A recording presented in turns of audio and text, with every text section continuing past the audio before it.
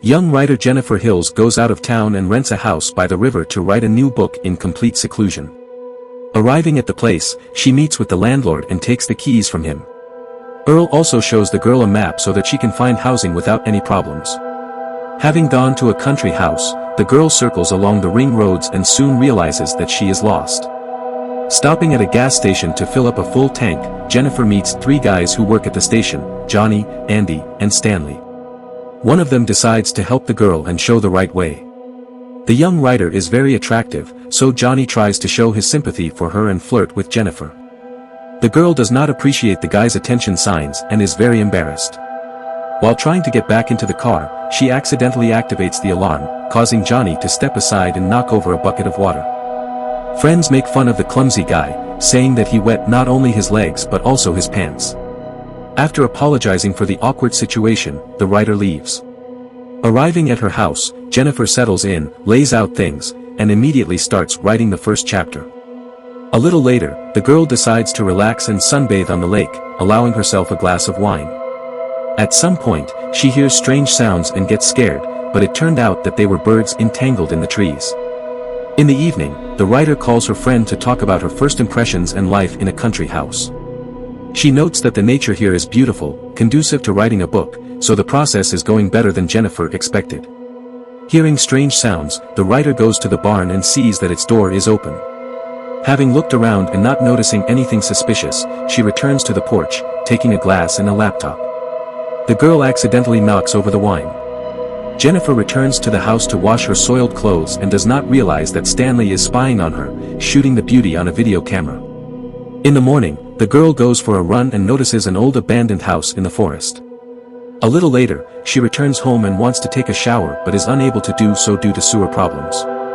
Jennifer calls to the help desk and calls the master, after which she accidentally drowns her phone in the toilet. The writer tries to get it out and dry it with a hairdryer, but nothing works, and the girl loses her only way to contact the outside world. A few hours later, Jennifer is visited by a mentally handicapped plumber.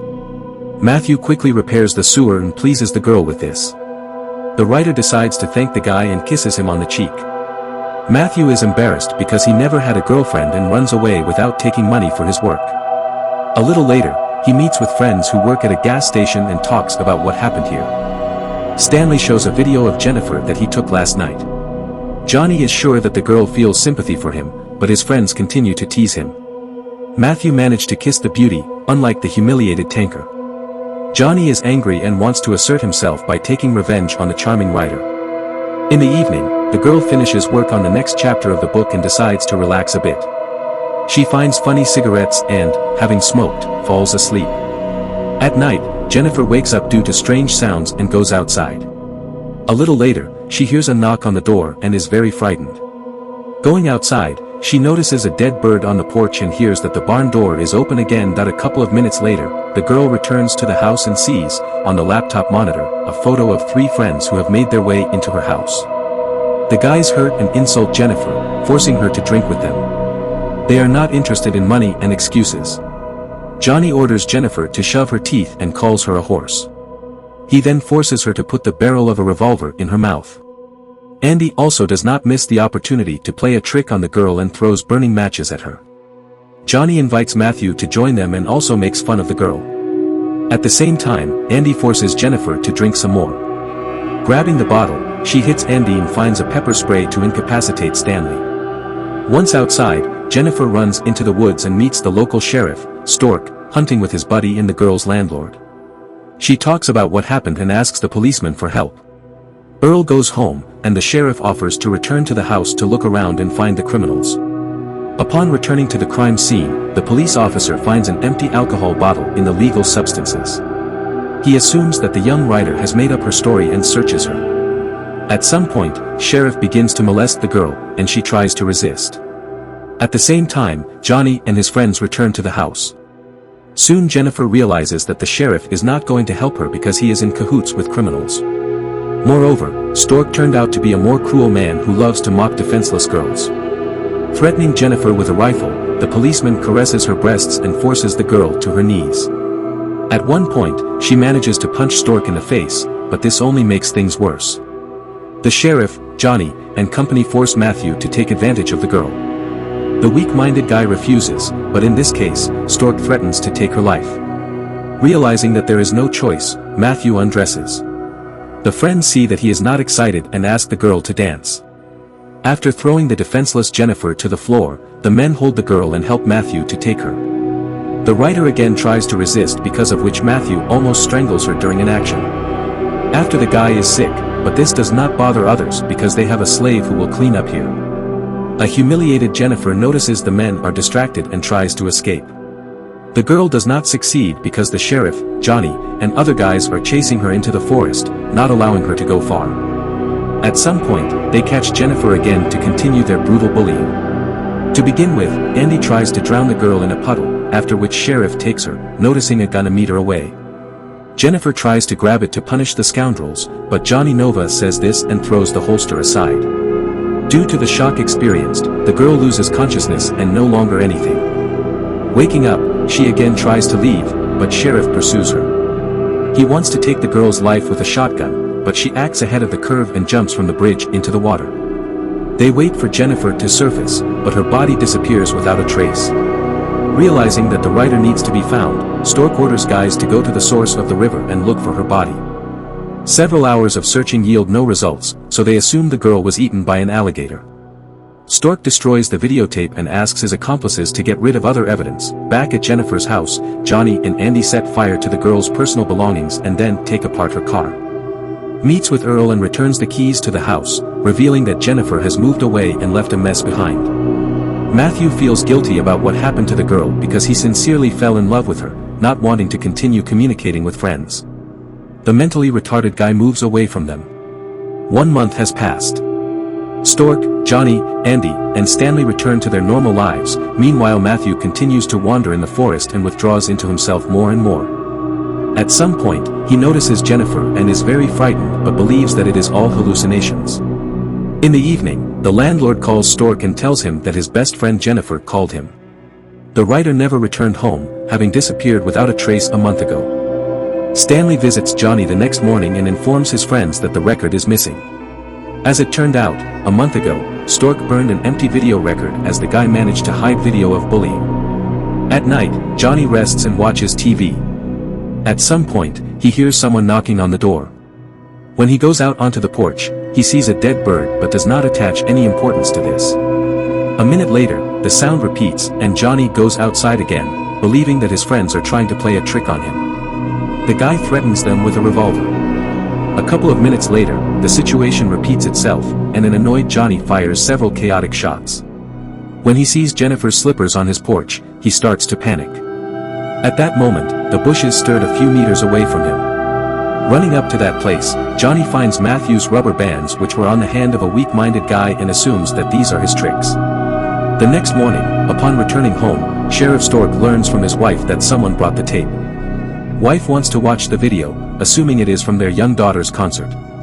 Noticing the inscription on the cassette, Stork understands that it belongs to Stanley and goes to the guys.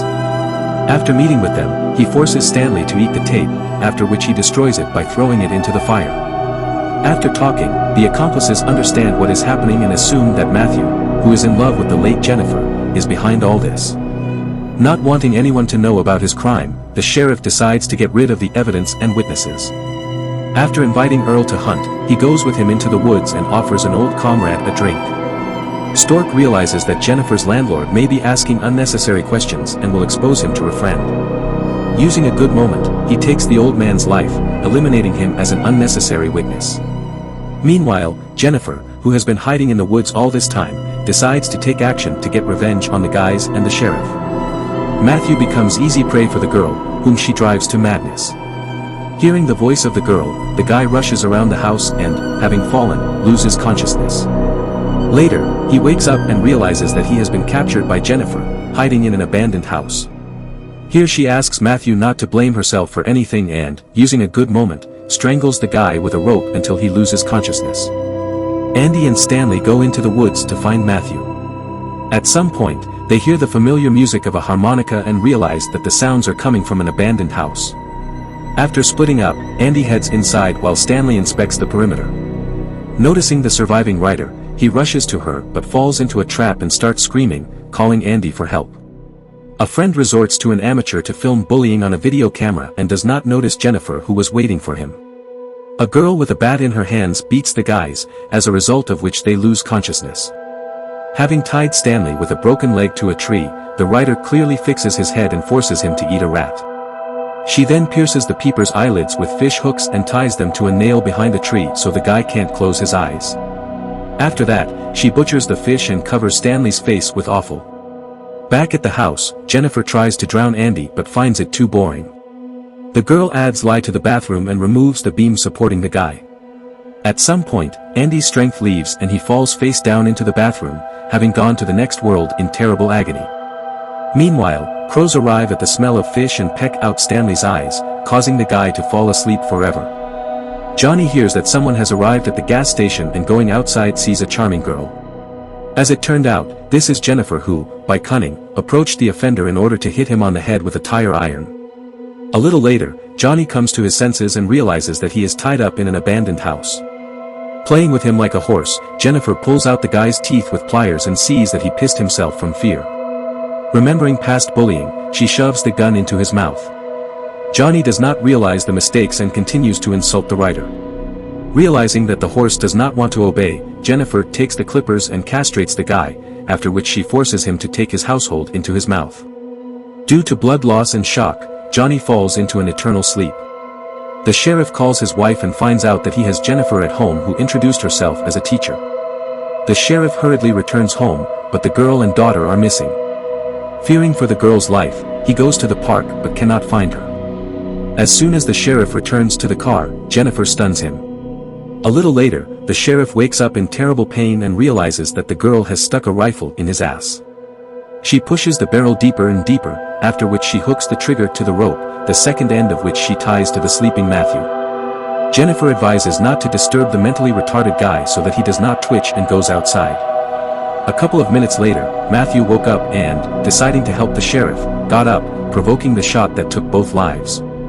Hearing the sound of a shot, Jennifer realizes that she took revenge on the offenders and feels happy. And here the movie ends.